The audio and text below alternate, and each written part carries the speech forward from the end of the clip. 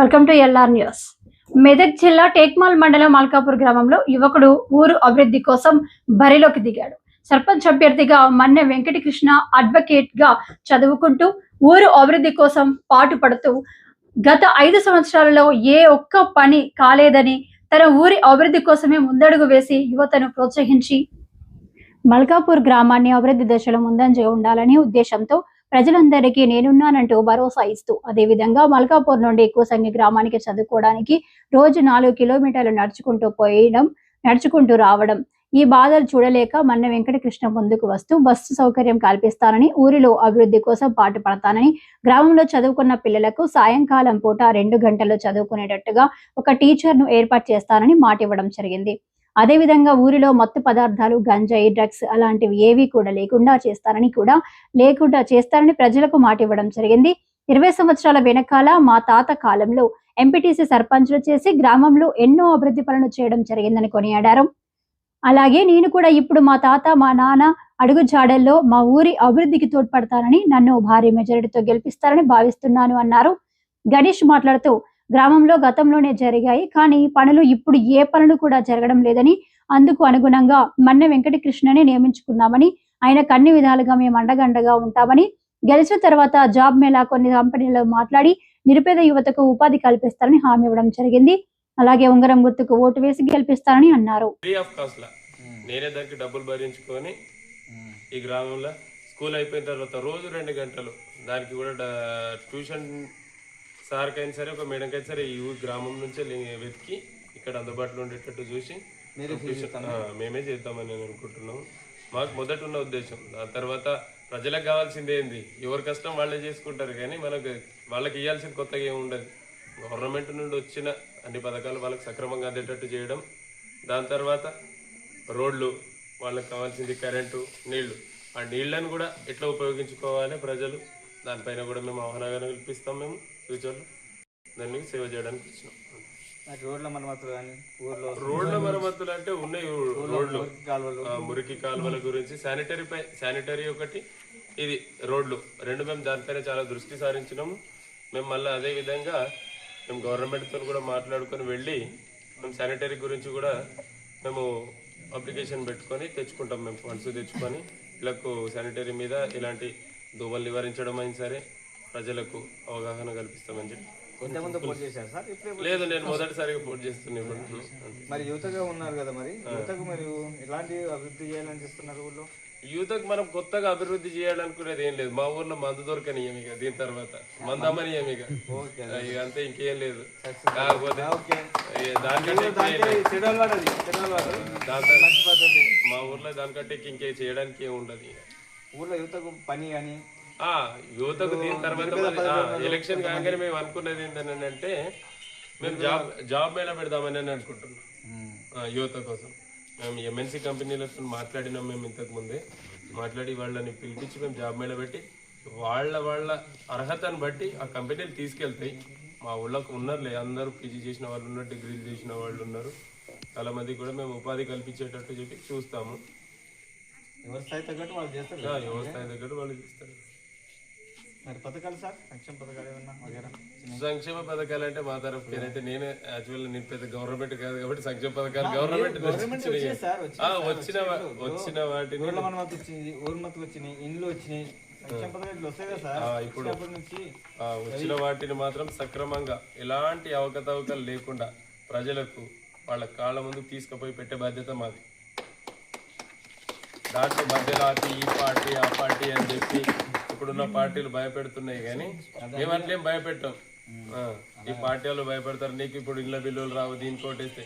ఇప్పుడు ఇది ముఖ్య ఉద్దేశం ఏంటంటే వీళ్ళకు అవసర స్థాయిలో ఎవరు మంచి వాళ్ళని చెప్పి చూసి ఓటేయాలని చెప్పి పార్టీ సింబల్స్ ఇయ్యరు. దీనిపైన మీరు ముఖ్యంగా మీ మీడియా వల్ల అయిన సార్ ఉద్దేశంగా అవగాహన కల్పించాలి.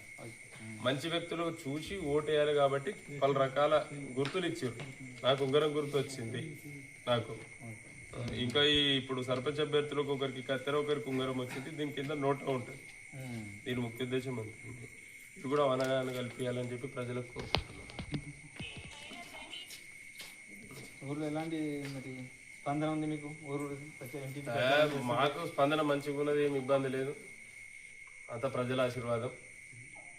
అందరు బాగా సపోర్ట్ చేస్తున్నారు ప్రజలు అంతా గెలిపించుకోవాలని ఏం కోరుకుంటున్నారు మరి ప్రజల మీద? ప్రజలు ఇంకేం కోరుకుంటారండి, మంచిగా చేయాలి, వాళ్ళకి వచ్చిన పైసలు తినొద్దని కోరుకుంటారు.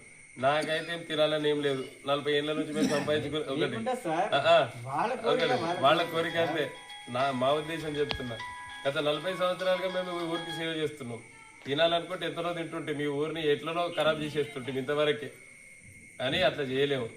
మా నాన్న బాగా చేసిండు. ఈ రోడ్లు ఇప్పుడు కదా కుసంగి గ్రామం నుంచి గడిపెద్ద గ్రామం వరకు కూడా మా నాన్న వేసిందే 2005లో బీటీ రోడ్ వేసింది. ఈ ఊర్లో వాటర్ ట్యాంక్ కట్టించింది మా అయ్యనే.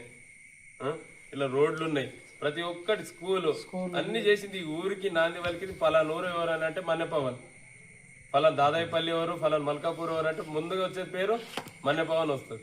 అదేవిధంగా మా నాన్నగారి అడుగుజాడాలని నేను కూడా అభివృద్ధి చేస్తా అని చెప్పి అందరికి ప్రజలకి మనం ముందుకు చేస్తున్నాం.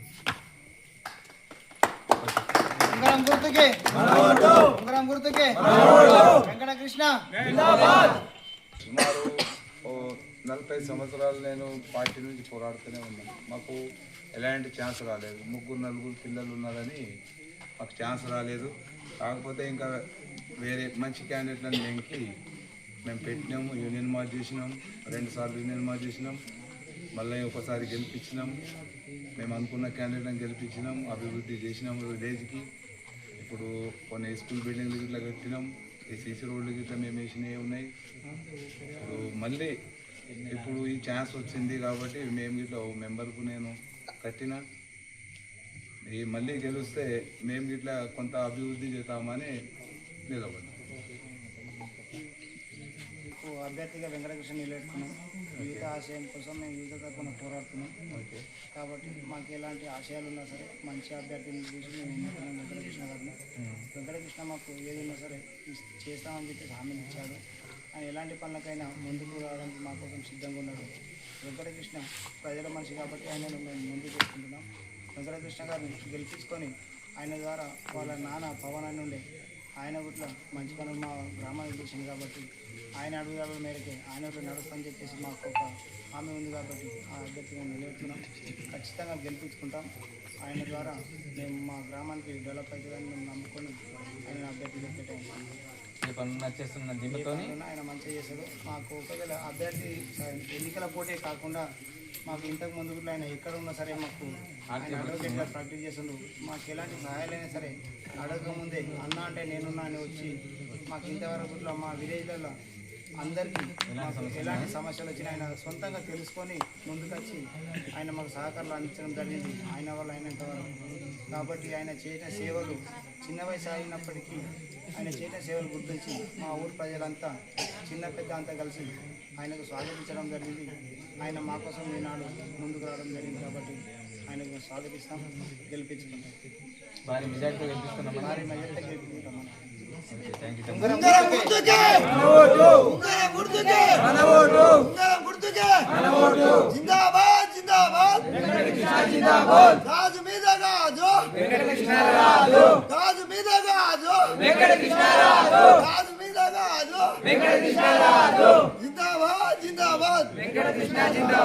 మరి సారు మనకు ఇష్టమేనా మరి?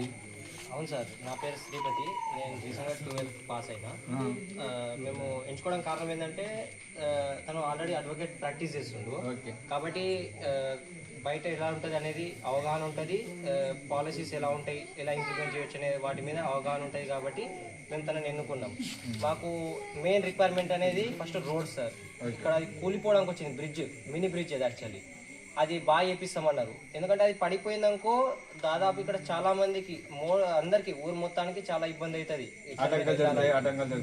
ప్లస్ ఇక్కడికి బస్సు మాకు దొరకాలంటే మేము 8 కిలోమీటర్స్ వెళ్ళాలి. మాకు ఆటోస్ కానీ ఏం అవైలబుల్ ఉండదు ఇక్కడ. బస్సు అనేది మా ఊరికి తీసుకొస్తామని చెప్పి మాకు హామీ ఇవ్వడం జరిగింది కాబట్టి తెప్పిస్తారని బస్సు. యాక్చువల్లీ ఆ బస్ అనేది టేక్మాల్ టు లింగంపల్లి వెళ్తుంది ఆ వేరే రూట్ నుంచి. అక్కడ రూట్ బస్సు దండరామతికి నుంచి అక్కడ ఆ వేరే ఇంకో రూట్లోకి వెళ్తుంది. అక్కడ మేము చూసింది గమనించింది ఏంటంటే అక్కడ ఆ 2 ఊర్ల ప్రజలు ఎక్కువ మంది ఎక్కరు ఆ బస్సు.